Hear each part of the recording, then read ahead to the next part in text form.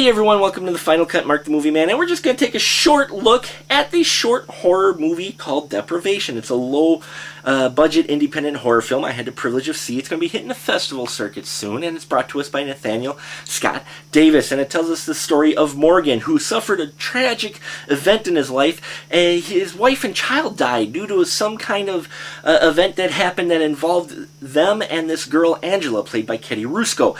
And we see the movie, most of the movie is exploring how he gets from being this, kind of mourning, widow, dealing with the loss, and seeing how he decides to deal with that loss to the extreme edge he brings himself to in order to deal with that. And we also see a little bit of Angela and how she's trying to deal and look kind of for that forgiveness or for whatever event that caused the death of the wife and child.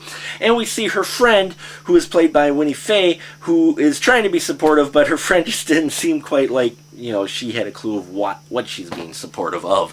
So Deprivation I enjoyed on a number of levels.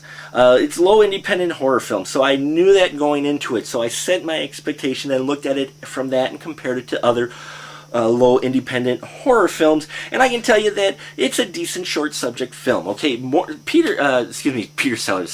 Jeremy Sellers does fantastic as Morgan. I loved his transformation.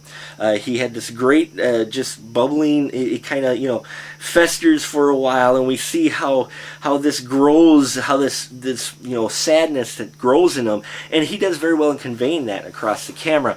And the performances by the two girls, Angela, the Katie Rusko and Winnie Faye, also did very well in their roles. And, I really liked a lot of the stuff going on in here.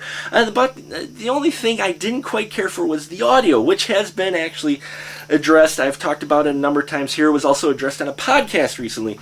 The Smut Elves talked about it.